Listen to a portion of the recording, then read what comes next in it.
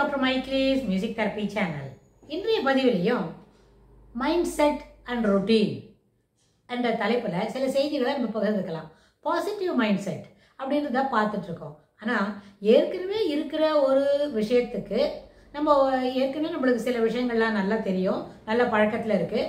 அதை எப்படி நம்ம அணுகிறோம், அதை எப்படி நம்ம பகிர்ந்துக்கிறோம் அப்படின்றத பொறுத்து நம்மளோட மைண்ட் செட் இருக்குது. இதான் நம்மளோட மைண்ட் செட்டு. நம்ம இப்படி தான் நம்ம என்ன பண்ணுறோம், செய்திகளை பகிர்ந்துக்கிறோம், செய்திகளை சேகரிச்சுக்கிறோம் அப்படின்னு பார்க்கோம்.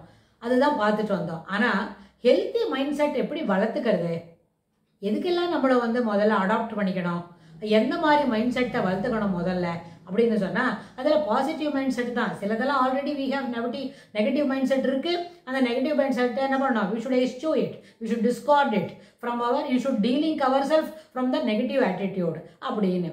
ஆனால் இந்த பாசிட்டிவ் மைண்ட் செட் இருக்கிறதுக்கும் மைண்ட் செட்டை சிறப்பான மைண்ட் செட்டு மனப்பான்மை, சிறப்பான மனப்பான்மையை என்ன எல்லோரும் கொண்டாடத்தக்க மைண்ட் செட்டை மனப்பான்மையை வளர்த்து கொள்வது எங்கனம் அப்படின்னு கூட நம்ம பார்க்கலாம். அப்படின்னு சொன்னால் அதுக்கு முதல்ல அடாப்டபிலிட்டி அப்படின்னு ஒரு விஷயம் நம்மளுக்கு வேணும். அடாப்டபிலிட்டினா என்ன, you should adapt to the situation, you should adapt yourself to the situation.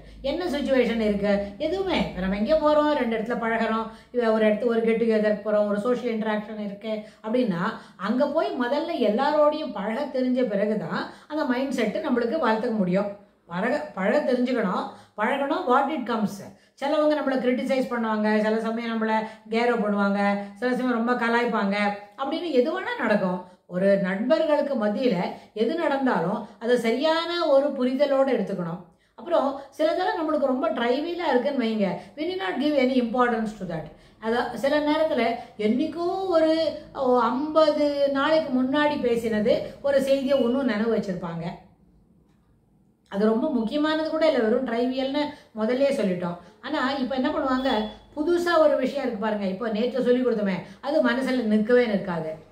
This is more important அப்படின்னா அவங்க என்ன பண்ணுவாங்க, ஒரு முக்கியத்துவம் இல்லாத ஒரு செய்திக்கு அதில் என்ன பண்ணுவாங்க, முக்கியத்துவம் கொடுத்து அதுக்கே மனசை வளர்த்துக்கிட்டு அதுலேயும் ஒரு எதிர்மறையான கருத்துக்களை மேலும் மேலும் பில்டப் பண்ணிட்டு அந்த மனப்பான்மை எப்போவுமே அவங்களுக்கு ஒரு ஸ்லக்கிஷ் மைண்ட் இருக்கும், unable to receive new things அப்படி மனசில் மாற்றிப்பாங்க.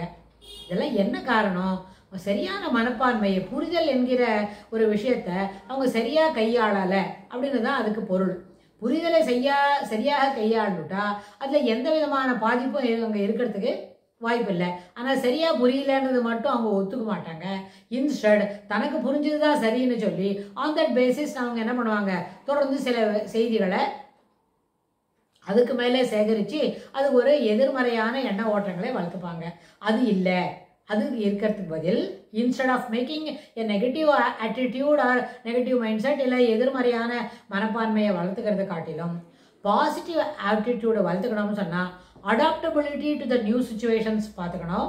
அப்புறம் அந்த சுச்சுவேஷன் எந்த விதமான புது விஷயங்களை நம்மளுக்கு சொல்லி கொடுக்கறது, இது ரெண்டுத்தையும் பார்த்தாலே ஒரு புது நிகழ்வுலையும் ஒரு புது சோஷியல் இன்டராக்ஷன்லையும் ஆன் தட் பேசிஸ் நம்ம ஒரு மைண்ட் செட்டை வளர்த்துக்க முடியும். அந்த மைண்ட் செட்டை இன்னொரு இடத்துல நம்ம போய் என்ன பண்ணலாம், இம்ப்ளிமெண்ட் பண்ணி பார்க்கலாம். அது அந்த மாதிரி மைண்ட் செட் இருக்கோ பரவாயில்லையே, இவளோட மைண்ட் செட் தொலைநோக்கு உடையதாகவும் அப்புறம் என்ன சிறப்பான மனப்பான்மை உடையதாகவும் எல்லாரையும் ஒன்று போல நடத்தணும் அப்படின்றது ஒரு சிறப்பான மனப்பான்மை. அதற்கு என்ன வேணும், பழக்கம் வேணும். சும்மா வெறுமனே வாயில் இந்த எல்லாரும் ஒன்று போல நடக்கணும், எல்லாரும் கொடுத்ததெல்லாம் சாப்பிடணும் அப்படின்னு சொல்லலாமே தவிர, ஆனால் சாப்பிட்றதுக்கு வரும்பொழுது when you are given all these things to eat, அப்பா இதெல்லாம் எனக்கு பிடிக்காது அப்படின்னு சொல்லுவாங்களா இருக்கும். அப்படி இல்லை, சொல்வதும் செய்வதும் என்ன இரண்டும் ஒன்று போல் இருந்தால் தான் நம்மளுக்கு என்ன இருக்கும், நம்மளோட மனப்பான்மை சிறப்பானது, அவளோட மைண்ட் செட்டே சிறப்பாக இருக்குது. எல்லாரையும் கரெக்ஷனாக இருக்கணும்னு நினைக்கிறாங்க, கரெக்ட் பண்ணிக்கணும்னு நினைக்கிறாங்க, பிழைகளை குறைத்து கொள்ள வேண்டும் என்கிற ஒரு மனப்பான்மை இருக்குது. That is really appreciable, we should also follow it அப்படின்ற அளவுக்கு நம்ம அடுத்தவருக்கு ஒரு முன் உதாரணமாக இருக்கணும். அப்போ என்னாச்சு, புது விஷயங்களை கற்றுக்கொள்வதில் ஒரு ஈடுபாடு, அந்த அடாப்டபிலிட்டின்னு ஒரு சொன்னோமே அந்த மாதிரி ஒரு சுச்சுவேஷனுக்கு ஏற்ப தன்னை சிறப்புப்படுத்திக்கணும்னு சொன்னான். ஆனால் இது மாதிரி அப்பப்போ சிறப்புப்படுத்திக்கணுமா, அதனால் எனக்குன்னு ஒரு கொள்கை வச்சுக்கூடாதா அப்படின்னு இப்போ இருக்கிற யங்ஸ்டர்ஸ் கேட்பாங்க. நிச்சயமாக அவங்களுக்கு தனியான ஒரு பிரின்சிபல் வச்சுக்கணும் தான். ஆனால் அந்த பிரின்சிபல் ஏற்றுக்கொள்ளக்கூடியதாக இருக்கணும். நான் எல்லாரையும் சத்தம் போடுவேன், அப்புறம் யார் வந்தாலும் வணக்கம் சொல்ல மாட்டேன், காலையில் எழுந்து குளிச்சுட்டு சாமி கும்பிட மாட்டேன், அதெல்லாம் ஒரு மைண்ட் செட்டுன்னு சொன்னால் நான் those things will not be entertained. சமுதாயத்தில் ஒரு தனி மனிதன் எத்தகைய குணாதிசயங்களை கொண்டிருக்கிறானோ அதில் எத்தனை அளவுக்கு என்ன உயிர்ப்புள்ளதாக இருக்கிறதோ அந்த பண்புகள் ஏற்றுக்கொள்ளக்கூடியது. ஏனென்னா நம்ம சமுதாயத்தில் இருக்கும் பொழுது நம்ம ஒருத்தருமே அடுத்தவர்களுக்கு சிறப்பான மாடல்.